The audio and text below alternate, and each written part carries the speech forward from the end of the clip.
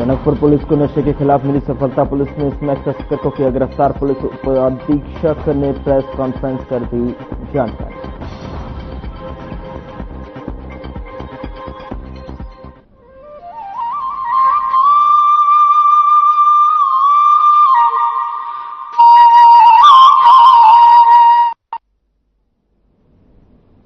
नमस्कार, मैं हूं आपके साथ गौरव राजेंद्र। बुलेटिन की शुरुआत करते हैं। 2025 में राज्य सरकार द्वारा उत्तराखंड को देश के अग्रणी राज्यों की सूची में शामिल करने का लक्ष्य रखा था। इस कड़ी में उत्तराखंड काफी करीब पहुंचता हुआ नजर आ रहा है। बता दें कि सीएम पुष्कर सिंह धामी ने वित्तीय प्रबंधन में उत्तराखंड को दूसरा स्थान प्राप्त होने पर अपनी प्रतिक्रिया दी है। सीएम ने कहा कि पीएम के सफल नेतृत्व में उत्तराखंड विकास की ओर से जो है निरंतर अग्रसर नजर आ रहा है।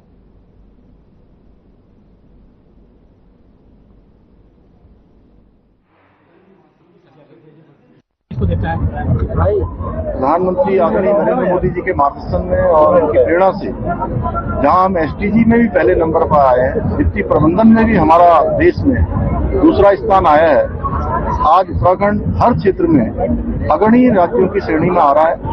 हम ये जो हमको इसमें द्वितीय स्थान मिला है, हम प्रयास करेंगे आगे और हम और अच्छा करेंगे।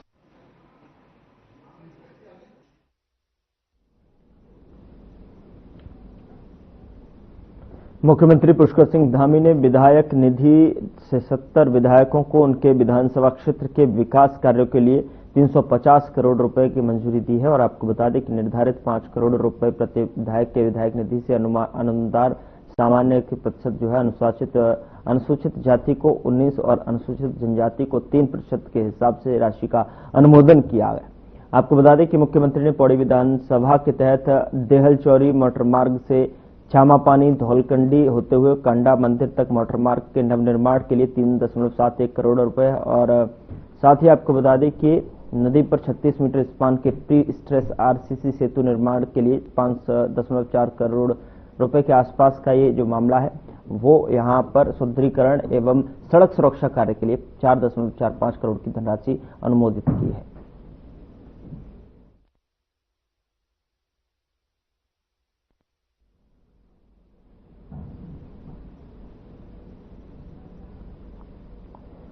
मुख्य सचिव आनंद वर्धन ने बुधवार को सचिवालय में Haridwar corridor, Rishikesh master plan और शारदा कॉरिडोर के संबंध में बैठक ली और मुख्य सचिव ने कहा कि हरिद्वार कॉरिडोर के अंतर्गत सभी प्रोजेक्ट्स की प्राथमिकता निर्धारित की जाए। उन्होंने कहा कि जिन प्रोजेक्ट्स को शीघ्र धरातल पर उतारने की आवश्यकता है उनको प्राथमिकता पर लेते हुए कार्य प्रारंभ किए जाएं। और मुख्य सचिव ने कहा कि हरिद्वार और उसका धार्मिक महत्व भारत ही नहीं बल्कि विदेशों में रह रहे लोगों की आस्था से जुड़ा हुआ है। हरिद्वार कॉरिडोर के विकास कार्यों में इस बात का विशेष ध्यान रखा जाए कि आस्था से जुड़े क्षेत्रों में और उनसे मूल स्वरूप किसी प्रकार की छिड़खानी न हो। और उन्होंने योजनाओं से जुड़े हितग्राहियों को लेकर संवाद के निर्देश दिए।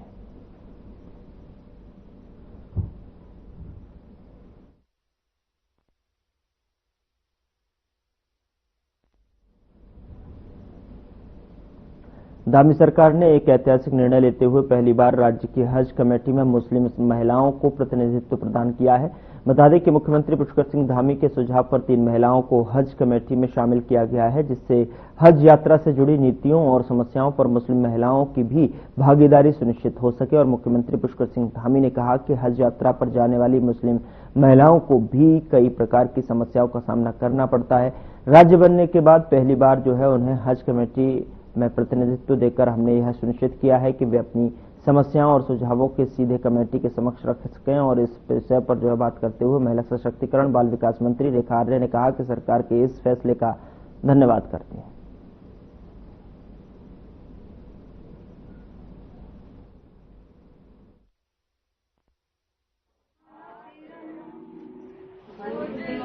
देखिए, मैं माननीय मुख्यमंत्री पुष्कर सिंह धामी जी का बहुत धन्यवाद करूंगी कि उन्होंने प्रदेश की हज कमेटी में 2 महिला प्रतिनिधियों को मौका दिया है। 3 महिला प्रतिनिधियों को जो है इसमें मौका दिया है। निश्चित रूप से ये अपने आप में एक साहसिक फैसला है। निश्चित रूप से महिलाओं के प्रति, महिलाएं हर क्षेत्र में, महिलाएं हर कमेटी में उनका प्रतिनिधित्व हो। महिलाओं की जो धरातल स्तर पर जो चुनौतियां आती हैं वो इस हज कमेटी के माध्यम से वो अपने विचारों को रखना, और महिलाएं जो हज के लिए अथवा व्यवस्थाओं के लिए जिस प्रकार से आने वाले समय में की जानी चाहिए, उस पर अपने विचार और निर्णय जो है उसमें दे सकती हैं।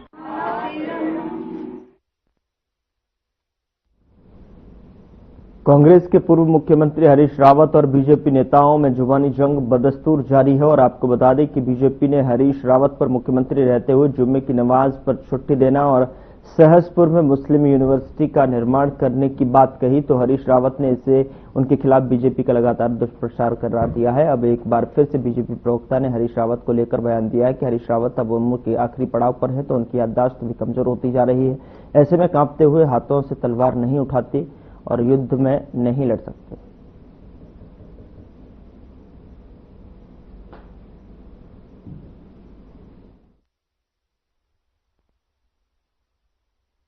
देखिए, हरीश रावत जी पर उम्र हावी हो रही है और उनके ही एक नेता ने कहा था कि कांपते हाथों से तलवार नहीं उठती, तो हरीश रावत जी पर तो खुद उनकी पार्टी के नेताजी ने प्रश्न चिन्ह लगा दिया। अब हरीश रावत जी याद करें, जो पत्रांक संख्या है 1502/84 2016, 29 दिसंबर 2016 का आदेश हरीश रावत जी की सरकार में निकला था कि जुमे के लिए जियो पास किया गया। 12:30 बजे से लेकर के 2 बजे तक की जो है जुमे में छुट्टी दी जाएगी।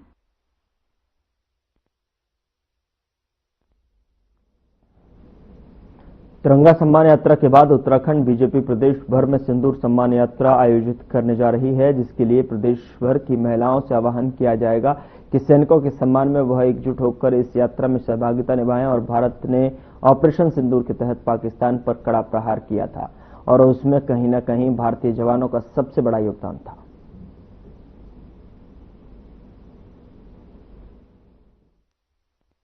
सिंदूर यात्रा हमारी महिला मूर्ति द्वारा प्रत्येक मंडल स्तर पर निकाली जाएगी। पहले विधानसभा शुरू करेंगे और सिंदूर यात्रा का कार्यक्रम को भव्य स्वरूप देंगे। मातृशक्ति का एक आह्वान होगा और सैनिकों के सम्मान में यात्रा रहेगी।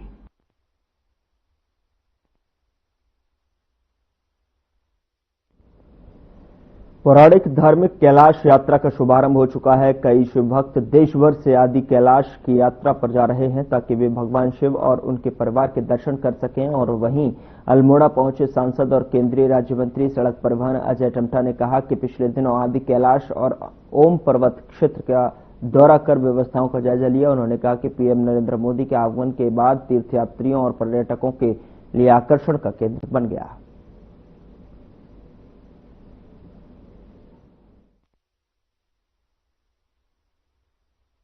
मैं बड़ा सौभाग्यवान हूं कि अभी मैं आदि कैलाश की यात्रा से आ रहा हूं। आदि कैलाश और ओम पर्वत और उसके आगे भी मेरा जाना हुआ है। ये दोनों डेस्टिनेशन इतने ज्यादा पॉपुलर लोगों के बीच में हुए हैं। माननीय प्रधानमंत्री जी के आने के बाद ही हमारे आदि कैलाश के जो यात्री हैं, तीर्थयात्री हैं, उन सबको पूरा भरोसा हो गया कि रोड बन गई है और इसलिए पूरा रोड का निर्माण हुआ है।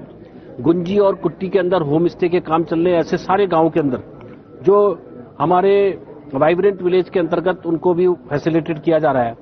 आज बड़ा सौभाग्य है कि लोग वहां जा करके हमारे ये दोनों शिव स्थानों को देखने के लिए बहुत ही देश भर के हमारे यात्री आ रहे हैं। मुझे लगता है कि अपने आप में बड़ा सौभाग्य है।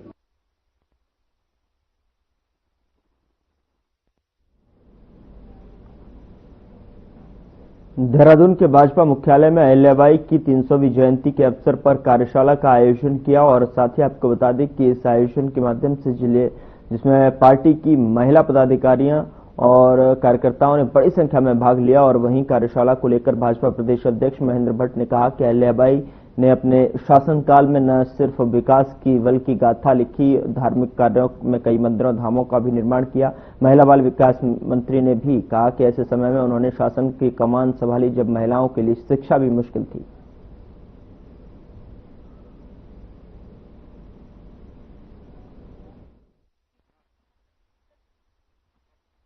देखिए, आज भारतीय जनता पार्टी की ओर से हमारी बहुत ही यशस्वी महारानी भी रही, लोक सेविका रही, लोक नेता रही, ऐसी हमारी अहिल्या बाई होलकर जी, जिनका जन्म दिवस 31 मई को हम सब लोग मनाते हैं। अब की बार उनका 300वां ये जन्म दिवस है। वो अपने आप में, उनका जन्म जब 1795 में जब उनका जन्म हुआ था, उनके जन्म से लेकर हम लोग उनके पूरे शासनकाल को देखते हैं, तो उस शासनकाल में हमने ये देखा है कि जिस जमाने में बालिकाएं के कार्यक्रम प्रारंभ हो गए हैं, अहिल्याबाई होलकर का बहुत बड़ा योगदान रहा है। ऐसी वीरांगना थी जिन्होंने 30 वर्षों तक शासन किया और स्थायित्व का शासन देने का श्रेय उनको जाता है, धार्मिक शासन देने का श्रेय उनको जाता है।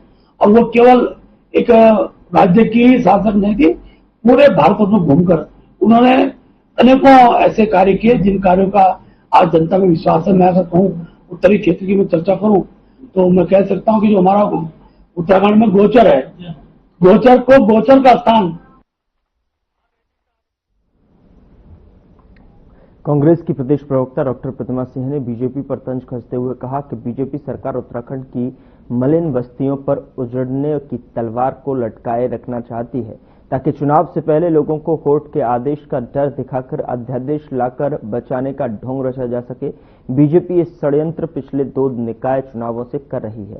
साथ ही उन्होंने कहा कि जब 2018 में प्रदेश की मलिन बस्तियों को उजड़ने से बचाने के लिए मलिन बस्ती विकास परिषद ने कांग्रेस के बैनर तले मुख्यमंत्री आवास कूच किया था, तब त्रिवेंद्र सरकार पहली बार मलिन बस्तियों के बारे में अध्यादेश लाई थी, जिसे दोबारा 2021 में 3 वर्षों के लिए लाया गया। तो साथ ही 6 वर्षों में राज्य सरकार को मलिन बस्तियों के नियमितीकरण, मालिकाना हक और पुनर्वास का इंतजाम कर लेना चाहिए था, लेकिन बीजेपी सरकार इस मुद्दे का स्थायी समाधान होने ही नहीं देना चाहती।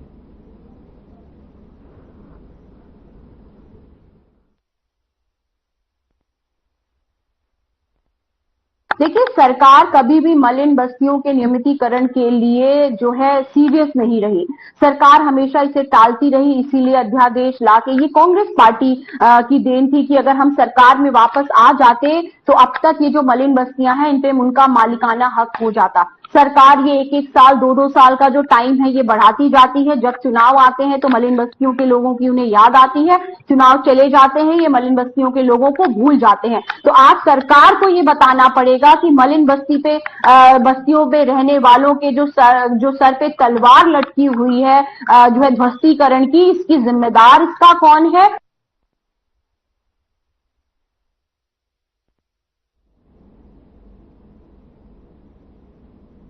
ऋषिकेश मेयर शंभू पासवान काफी दिनों से अपने निजी वाहन से अपने दफ्तर आ जा रहे हैं। आपको बता दें कि उनका कहना है कि जो सरकारी वाहन उनको दिया गया है उसमें जीपीएस लगा हुआ है, जिससे उनको दिक्कत है। इस सवाल पर बीजेपी के विधायक विनोद चमोली ने कहा कि आखिर वाहन में जीपीएस लगने से किसको क्या दिक्कत हो सकती है। विनोद चमोली ने कहा कि जब वो मेयर थे उस दौरान उन्होंने कूड़ा उठाने वाली गाड़ियों समेत नगर निगम की गाड़ियों में जीपीएस लगवाया ताकि कार्य ढंग से हो, और साथ ही उनकी गाड़ी में भी जीपीएस लगे थे, लेकिन उन्हें कोई दिक्कत नहीं है।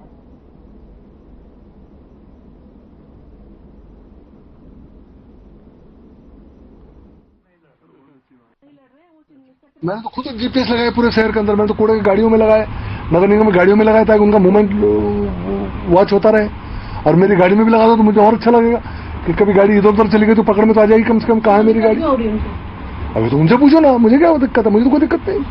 अगर मुझे कोई दिक्कत हो तो मुझसे बात करो, मुझे तो कोई दिक्कत नहीं, मेरी गाड़ी में भी लगा दो, क्या दिक्कत है, क्या परेशानी है।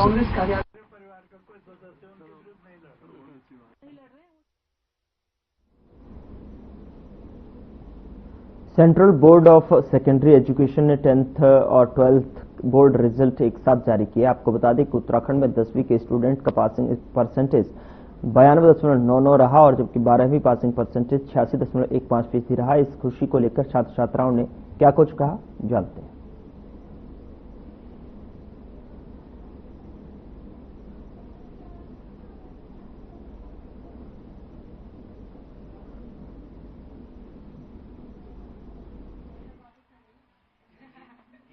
आगे जाके साइंस के फील्ड में जाना चाहूँगा।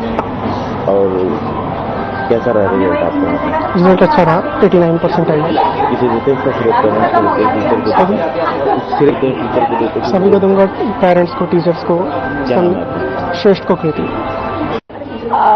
ध्यान की बात करें तो ये तो बच्चे ज्यादा अच्छा बता सकते हैं, हम तो अपनी पूरी मेहनत कर रहे हैं। और जहां तक मेरा ध्यान का बात है तो मेरे टीचर्स जो है काफी मेहनत कर रहे हैं और लास्ट टाइम में तो काफी सबकी मेहनत की है, असाइनमेंट्स दिए हैं, वर्कशीट्स दिए हैं और ये टीचर बच्चों का रिजल्ट ही शो कर रहा है और बच्चों का रिजल्ट हमारे यहाँ 100% रहा है, 10th का भी और 12th का भी, and I am really proud of it.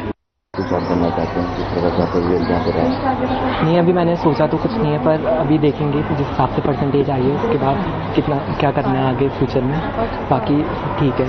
तो इसका सिरे किसी देता है? पेरेंट्स को देते हैं, टीचर को देते हैं? सभी को देते हैं, सभी की मेहनत है हमारे पीछे, मतलब हम नहीं है, वो भी हमारे पीछे हैं, हम हमारे पीछे, मतलब वो भी सफर करते हैं। अगर हमारे परसेंटेज अच्छे आए तो उन्हें भी खुशी होती है, गंदे आए तो उन्हें भी होती है। तो मतलब सबका ही अच्छा आया है, ऐसा नहीं है कि सिर्फ मेरा ही अच्छा आया है, सबकी थोड़ी बहुत मतलब आगे पीछे रहता है, बट ऐसा नहीं है कि सबने उतनी मेहनत करी थी, सभी उतने होशियार हैं, सभी मतलब लेवल सबका एक ही है, सभी होशियार हैं। और जहाँ तक बनने की बात है अभी तो मेरा ऐसा कुछ डिसाइडेड नहीं है, बट हाँ सोचा तो है, अब क्या देखते हैं आगे चल के।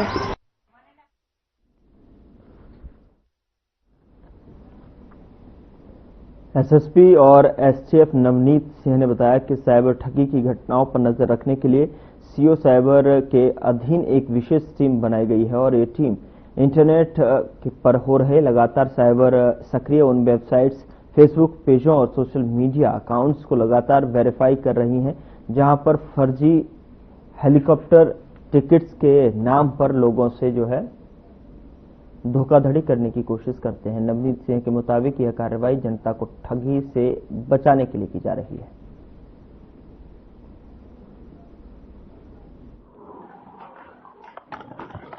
इसमें सीओ साइबर के अंडर में एक विशेष टीम का गठन किया गया है और ये लोग भी साइबर स्पेस में या फेसबुक या कुछ वेबसाइट्स ऐसी जो होती हैं जो कि हेली टिकट्स ऑफर करती हैं उनको वेरीफाई करते रहते हैं। और आपके माध्यम से मैं बताता हूं कि इसमें जो उत्तराखंड सरकार है उनके द्वारा IRCTC को ही अधिकृत किया गया है टिकट्स के लिए। उसके अलावा अगर कोई प्राइवेट वेंडर टिकट ऑफर करता है तो बहुत संभावना है इसमें फ्रॉड होने की है, तो इसमें इसको प्रमोट भी किया जा रहा है और इसमें अलग अलग सोशल मीडिया जो चैनल्स हैं उनमें भी ये प्रसारित करा गया है।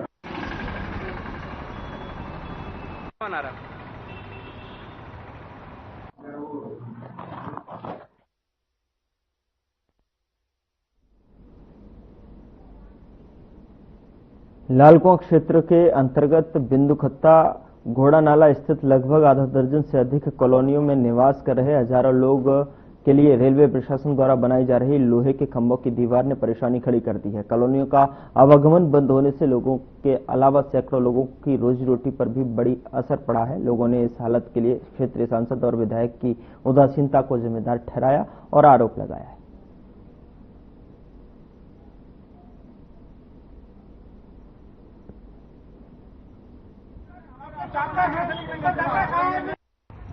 महीने पहले से प्रोग्राम चल रहा है और हमने शुरू में ही प्रोग्राम उठाया था, तो हमने विधायक जी को बुलाया, सांसद प्रतिनिधि लक्ष्मण खाती जी को बुलाया, सबको बुलाया और हमारी सबकी बात हुई। ये गड्ढे खुद चुके थे सर, तो उसके बाद इन लोगों ने क्या प्रस्ताव रखा, रेल मंत्री से बात हुई, DRM मैडम से बात हुई, तो उन्होंने कह दिया था कि नहीं इधर नहीं करेगा आप, तो सारे हमने गड्ढे को बंद कर दिए थे। गड्ढे खुद गए थे, उसके बाद हमें रेलवे ने खुद कहा कि भाई साहब गड्ढे बंद करो और आप लोग मिठाई बांट लो। बड़ी खुशी खबर आ गई है कि अब नहीं होगा, लेकिन 1 महीने बाद पता नहीं क्या चाल चली रेलवे वालों ने और फिर दोबारा खड्डा खोद के और फिर गाड़ना शुरू कर दिया। तो हम लोगों ने विरोध किया, विरोध करने के बाद ये नहीं माने तो हम फिर परसों अजय भट्ट जी के सांसद अजय भट्ट जी के यहाँ गए थे और वहाँ जाके हमने चर्चा करी। से ये विरोध प्रदर्शन हमारा ये है कि हमारे घर के सामने से पूरा फुल बाउंड्री लगा के इसको बंद कर दिया जा रहा है। कल के डेट में कोई बात हो जाए, कोई हादसा हो जाए, कोई डिलीवरी बात हो जाए, चाहे एम्बुलेंस आने के लिए रास्ता नहीं है सर। हम लोग यहाँ पे हमारे जो 35 साल पुराने हम लोग यहाँ पे बासिंदा हैं, तो इस चीज को पहले पिलर में लगाया जा रहा था, आज के डेट में पूरा घेरा बंद कर दिया जा रहा है। तो इस चीज को अगर आप पहले बंद कर देते तो हम लोग अपना कोई दूसरा मार्ग निकाल रहे थे, पर अब जाके आप जब इसको बंद कर रहे हो तो इसका मतलब आप हमें फिलहाल पूरी तरीके से जेल में बंद कर दे रहे हो सर। अपना घर से रास्ता में निकलने के लिए हमारे रास्ता नहीं छोड़ा जा रहा है सर। इससे अच्छा मुझे घर में ही मरना सही है, तो मुझे घर से बंद कर रहे हैं, इससे अच्छा बाहर आके मैं अपना आप निकल लूंगा, मुझे सही लगेगा। इसको लेकर मैं सांसद जी से मिला, सांसद से बात हुई, सांसद जी सामने बात हुई, DRM मैडम से, DRM मैडम ने समय भी दिया, तो उसके आप हम सोल्यूशन निकलवा देंगे। रास्ता निकलेगा, स्पीड निकलेगा। इसके बाद ये जबरदस्ती गाड़ रहे हैं लोग और रास्ता देने के लिए मना कर रहे हैं साहब, ये रास्ता हम नहीं लेंगे। सर पोल गाड़ के और क्लेम लगा देंगे तो बहुत दिक्कतें आएंगी। डिलीवरी केस हैं, बच्चे स्कूल जाते हैं, पढ़ने के लिए आते हैं, उनको सबके लिए दिक्कत है।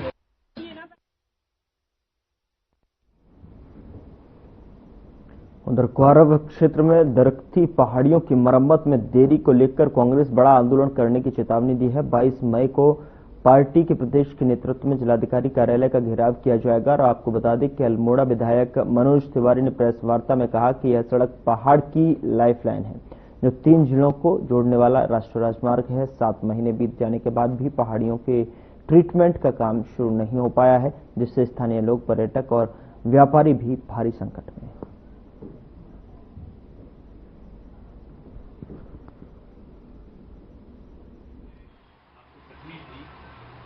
लगभग 1 साल बीत चुका है और बहुत महत्वपूर्ण राष्ट्रीय राजमार्ग है, 3 जिलों को जोड़ने वाला राष्ट्रीय राजमार्ग है और वहीं तीर्थयात्रा से जुड़ा हुआ है, पर्यटन से जुड़ा हुआ है, यहाँ के व्यापारियों से जुड़ा हुआ है। और सबसे ज्यादा जो कठिनाई आ रही है कि जो हमारे मरीज हैं जो हाई रेफर सेंटर हो रहे हैं, उनको बहुत तकलीफ हो रही है। तो इन सारी चीजों को लेके हमारे संगठन द्वारा, हमारे द्वारा ज्ञापन भी दिए गए जिला प्रशासन को, क्वारव में धरना भी दिया गया, लेकिन सरकार के कान में जू नहीं रेंग रही है।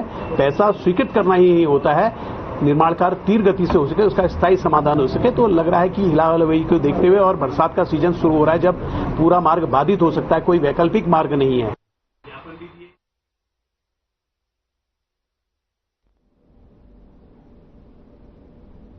फायर सीजन के चलते बढ़ते तापमान और आगजनी की घटनाओं को देखते हुए देहरादून के अग्निशमन अधिकारी वीबी यादव ने लोगों से सतर्कता बरतने की अपील की है। उन्होंने कहा कि ज्यादातर अग्निकांड शॉर्ट सर्किट की वजह से होते हैं, जिन्हें थोड़ी सी सावधानी से रोका जा सकता है।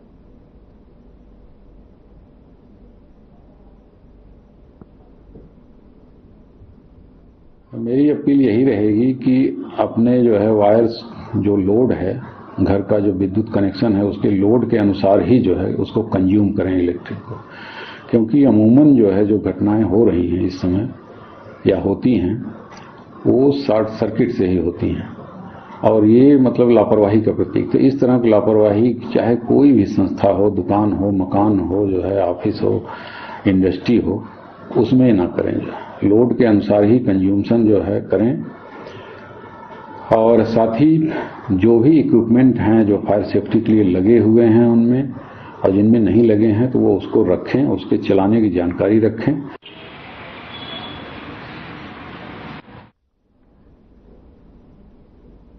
उत्तर प्रदेश के रहने वाले 21 वर्षीय युवक को अपनी इंस्टाग्राम आईडी से पूर्णागिरि मेला क्षेत्र की भ्रामक झूठी वीडियो पोस्ट वायरल करना भारी पड़ गया। आपको बता दें कि पूरा मामला श्री पूर्णागिरि धाम मेले का है। चंपावत पुलिस के मुताबिक पूर्णागिरि मेला क्षेत्र में लगे जाम को लेकर 21 वर्षीय एक युवक दुर्गेश राजपूत पुत्र सुरेश राजपूत निवासी जिला बाराबंकी उत्तर प्रदेश की तरफ से अपनी इंस्टाग्राम आईडी से भ्रामक झूठी वीडियो पोस्ट वायरल किया गया, जिसमें श्रद्धालुओं को जाम में फंसे होने के साथ फायरिंग और खतरा सायरन की आवाज एडिट कर श्रद्धालुओं को भगता हुआ दर्शाया गया। वायरल वीडियो का चंपावत पुलिस की तरफ से तत्काल संज्ञान लेते हुए उप निरीक्षक तेज कुमार के नेतृत्व में पुलिस टीम का गठन कर अभियुक्त को बाराबंकी से गिरफ्तार कर लिया गया है।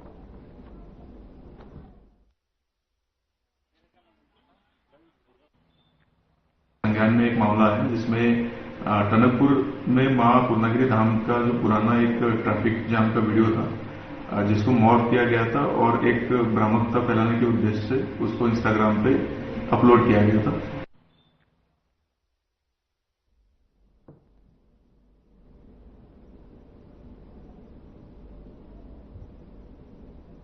देहरादून का दून अस्पताल, जहां ओपीडी और आईपीडी में हर रोज करीब 3000 मरीज उपचार के लिए पहुंचते हैं और इसके अलावा सैकड़ों मरीज भर्ती भी रहते हैं। ऐसे में अस्पताल में बड़ी लापरवाही देखने को मिल रही है।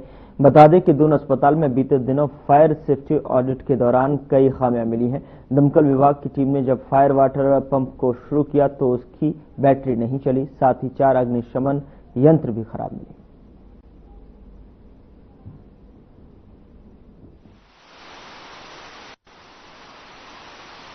हमने अपनी टीम को भेजा था कल जो है, ये गए और जिन्होंने चेक किया अपनी टीम के साथ, जो हमारे इंचार्ज साहब जो फायर स्टेशन के हैं, तो इन्होंने वहाँ कमियां पाई। उनके जो पंप ऑटो मोड पे नहीं थे और डीजल पंप की जो है बैटरी नहीं थी उसमें, कि जो कि मतलब गलत है, बहुत ही गलत है, क्योंकि ये घटना कब हो जाएगी किसी को पता नहीं होता।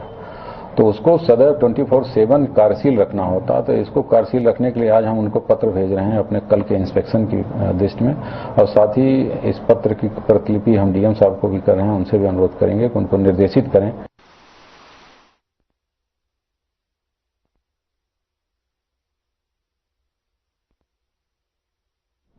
फिलहाल बुलेटिन में इतना ही। नमस्कार।